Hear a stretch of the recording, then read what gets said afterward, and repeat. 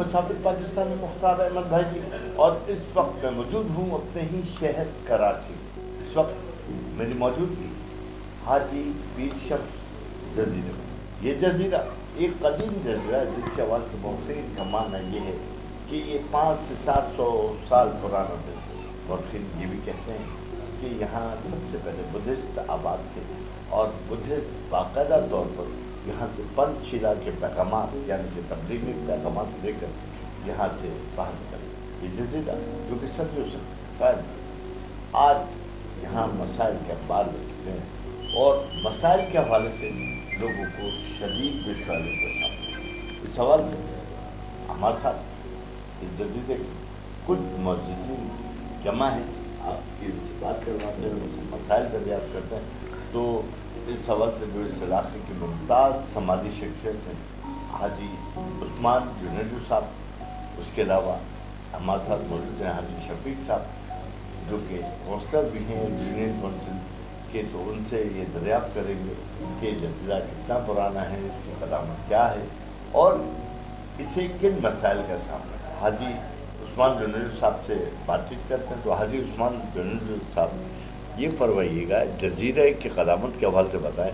یہ کتنا پرانا ہے اور اس وقت کن مسائل کا شکار ہے؟ اس اندازہ تو ہمیں تو یہ ہے کہ تقریباً 600-700 سال پرانا ہے، لیکن ہمارے بزرگ جو اس کی بتا رہے ہیں 200 سال پرانے تک کی تو جو ہے نا قصے کہانی ہمیں بتا رہے ہیں۔ اس سے پہلے یہاں ہندو آباد ہوا کرتے تھے، اس کے بعد مسلمان جو ہے نا محمد بن قاسم جب سندھ پہ جو آیا، اس کے بعد یہاں سے تبلیغ ہونا شروع کی، مسلمانوں نے جو ہے نا پھر اس طرف رکانا اسلام قبول کیا اور پھر مسلمان اور ہندو تھے وہ یہاں سے پاکستان بننے کے بعد سے ہجرت کرنا شروع کر دیا تھا۔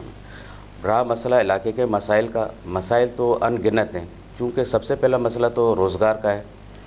روزگار نہ ہونے کے برابر ہے، ماہی گیر ہیں، فاقہ کشی کا شکار بھی رہتے ہیں۔ روزگار کم ہونے کی وجہ سے جب سمندر میں جاتے ہیں تو لاتے ہیں تو اس سے ان کا چولہا جلتا ہے، اگر نہیں جاتے ہیں تو فاقہ کشی جو ہے نا ہوتی ہے۔ اس وجہ سے دیگر ادارے بھی جو ہے نا ان کے ساتھ تعاون نہیں کر رہے ہیں۔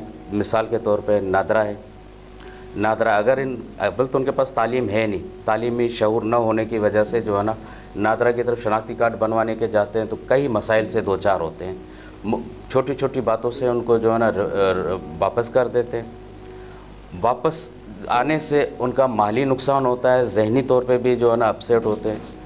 دوسرا مسئلہ جو روزگار کے حوالے سے وہ یہ ہے میرین سیکیورٹی ایجنسی، یہاں سے جب یہ سمندر کے لیے باہر نکلتے ہیں تو مختلف جو ہے نا اس سے ان کو روکا جاتا ہے، چھوٹی چھوٹی باتوں کو جو ہے نا وہ ایشو بنا کے ان کو واپس کر دیا جاتا ہے۔ اگر شناختی کارڈ ہے اور اس کی ڈیٹ ایکسپائر ہو گئی ہے تو پوری کشتی واپس آئے گی، پوری کی پوری کشتی جو ہے نا واپس آئے گی۔ اگر ایک شناختی کارڈ ایکسپائر ہے تو اس کے اندر کم و بیش 25-30 یا 15-16 جو ہے نا مطلب ماہی گیر جو ہے نا اس کے اندر ہوتے ہیں جو سمندر کے لیے جو ہے نا جا رہے ہوتے ہیں۔ اگر ایک آدمی کا اگر شناختی کارڈ ایکسپائر ہے تو کیا 16-17 افراد وہ اس کی ضمانت نہیں دے سکتے؟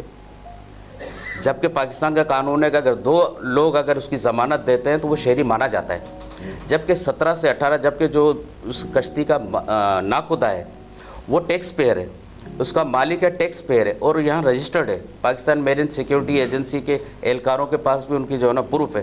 اس کے باوجود ایک شناختی کارڈ نہ ہونے کی وجہ سے یا ایکسپائر ہونے کی وجہ سے جو کشتی کو واپس بھیجا جاتا ہے اس سے ان کو اذیت ہوتی ہے، ان کا روزگار متاثر ہوتا ہے۔ لہٰذا پاکستان میرین سیکیورٹی ایجنسی کے ڈائریکٹر جنرل سے میری یہ ریکویسٹ ہے کہ ان کو چھوٹی چھوٹی باتوں پہ جو ہے نا واپس نہ بھیجا جائے۔ ابھی حالیہ دنوں میں ہفتہ 6-7 دن ہوئے ہوں گے، کچھ یہاں پہ جس طریقے سے ہم کہتے ہیں کہ چائلڈ لیبر پر تو پوری دنیا پہ پابندی ہے، لیکن میں نے ابھی آپ سے کہا کہ یہاں تعلیم نہ ہونے کی وجہ سے ان کو یہ پتہ نہیں ہوتا کہ وہ اندازاً ایک عمر لکھوا دیتے ہیں۔ 18-19 سال کا بچہ ہے، اس کو 17 سال لکھوا دی گئی، اب وہ شناختی کارڈ میں 17 سال تو آ گیا۔ ابھی ایک اہلکار یہاں پہ چیک پوسٹ پہ بیٹھا ہوا وہ ان کو ریٹرن کر رہا ہے کہ یہ چائلڈ لیبر میں جو ہے نا آ رہا ہے۔ میری اس سلسلے میں ریکویسٹ ہے تھوڑی سی رعایت کی جائے۔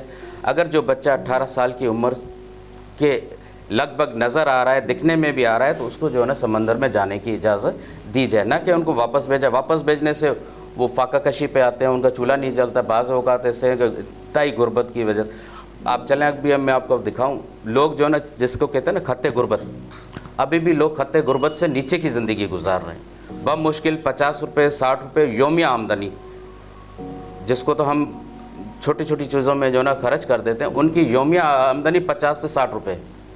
इस तरीके से जो ना ज़िंदगी गुजारते हैं। एक तो मसला इनका ये रोज़गार के हिसाब से। और अभी हालिया दिनों में आवारा कुत्तों की बेताद की वजह से भी सख्त परेशान है। मुख्तलिफ जो है ना उसमें बच्चे ख़वातीन उनके ऊपर हमलावर हो चुके हैं और बहुत ही ज़्यादा जो है ना उससे दुश्वारी है। मैं जो है म्यूनसिपल कमिश्नर कराची के पास एक एप्लीकेशन लेकर गया था, जिसका नंबर मुझे उन्होंने डायरी नंबर दिया 397 397 उन्होंने मुझे दिए। तकरीबन 11 फरवरी को मैंने जमा करवाए, लेकिन ताहाल इस वक्त तक कोई किसी किस्म की कोई कार्रवाई अमल में नहीं लाई गई। जब उनसे रब्ता किया जाता है तो वो कहते हैं कि जो हमारे पास उनको जो ना ख़त्म करने के लिए वसाइल नहीं है। तो मैं CM वज़ीर आला सिंध साहब से भी ये रिक्वेस्ट करूँगा कि खुदारा आप इन गरीब इलाकों को जो देखें।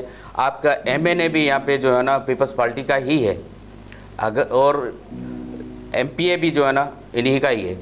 अगर थोड़ा सा वो इस तरफ जो है ना तवज्जो दें तो मैं समझता हूँ कि काफ़ी हद तक ये मसाइल हल हो सकते हैं और काफ़ी इनसे जो है ना इनकी ज़िंदगी कुछ आसान हो सकती है। तीसरा आखिरी और बड़ा मसला वो फ़िशरमैन कोऑपरेटिव सोसाइटी का है। वहाँ किसी किस्म की कोई भी जो है ना दौरे जदीद की तकनीक इस्तेमाल नहीं की जाती। अभी तक वही पुराना पर्ची सिस्टम चल रहा है, नए कंप्यूटराइज़ किया गया है। उनके जो स्केल हैं जिसके ऊपर वज़न किया जाता है उसमें भी जो है ना फ़र्क है। 2.5 किलो 3 किलो पर जो है ना उसके ऊपर जो है ना फ़र्क आ रहा है। अगर बिल फ़र्ज़ करें झींगे आ रहे हैं, झींगे अगर इस वक्त 1000 की जो है ना मार्केट है तो 3000 तो वैसे ही उनको लॉस हो रहा है। और तीसरी बात यह है कि ये तो जो है ना इंटर होते हैं फ़िशरीज़ में, जब इंटर होते हैं तो इनसे गेट पास भी वसूल किया जाता है जिसकी कोई रसीद नहीं दी जाती। लिहाजा मैं CM साहब से कोऑपरेटिव सोसाइटी के चेयरमैन जो इस वक्त हैं, फ़िश हार्बर अथॉरिटी के जो है ना डायरेक्टर हैं, उनसे भी मैं रिक्वेस्ट करूंगा कि सबसे पहले तो उनको कंप्यूटराइज़ किया जाए। इनके कांटों को जो कंप्यूटराइज होने के बाद उनके स्केल देखे जाएँ, स्केल को जो है ना एक्यूरेट किया जाए, बराबर रखा जाए, ना कि उनके उसके अंदर जो है ना डंडी की जाए। हदीस भी है जो नाप तोल में बेईमानी करता है वो हम में से नहीं है। लिहाजा हम मुसलमान हैं और हमें ऐसी छोटी छोटी बातों पे जो है ना खुसूसी तौर पर तवज्जो देनी चाहिए। ये तो इलाके के मसाइल जो है ना छोटे छोटे से मसाइल जो मैं ना, बाकी दीगर भी मसाइल हैं। दीगर मसाइल में से ये एक रोज़गार ना होने की वजह से कुछ अमराज हैं जिसे नफसियाती अमराज कहते हैं, वहाँ भी उसमें भी लोग जो है ना कुछ मुब्तला हैं। उस नफसियाती अमराज की वजह से वो शहर की तरफ नहीं जा सकते। बहुत से ऐसे लोग हैं अगर शहर की तरफ नहीं जा सकते तो उनके शनाख्ती कार्ड नहीं बनते। अगर उनके शनाख्ती कार्ड नहीं बनते उनके बच्चे जो है ना उनके कार्ड नहीं बन रहे।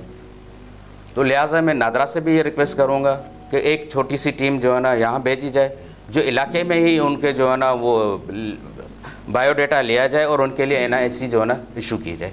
देखिए फ़िशर फोक तो एक निजी जो है ना उसमें, बाकी फ़िशरमैन कोऑपरेटिव सोसाइटी जो है ना वो बनाई गई थी। जी, फ़िशरमैन कोऑपरेटिव सोसाइटी बनाई इसलिए गई थी कि जो इनके मालिकान हैं उनको इसकी रजिस्ट्रेशन दी जाएगी और उसमें जो काम करने वाले मज़दूर जो हैं उनको जो है ना तमाम किस्म के जो है ना जो इमदाद है वो दी जाएगी। लेकिन ताहाल अभी तक किसी किस्म के कोई इमदाद, ना ही कोई ऐसा काम नज़र आया है जिसको हम कह सकते हैं कि वाकई फ़िशरमैन कोऑपरेटिव सोसाइटी ने कोई काम किया। हालिया दिनों में वफाकी हुकूमत ने जो है ना हेल्थ कार्ड दिए हैं। हमें अगर फ़िशरमैन कोऑपरेटिव सोसाइटी माहीगीरों को हेल्थ कार्ड देती थी तो हमें वहाँ धक्के खाने की ज़रूरत नहीं।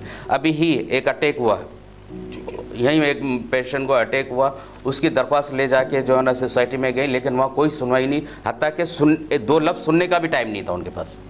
चेयरमैन साहब के पास भी टाइम नहीं था, ना ही डायरेक्टरों के पास नहीं था। मजबूरी प्राइवेट तौर पे जो है ना उसको एडमिट करवाया गया और उसका इलाज अभी भी जारी है।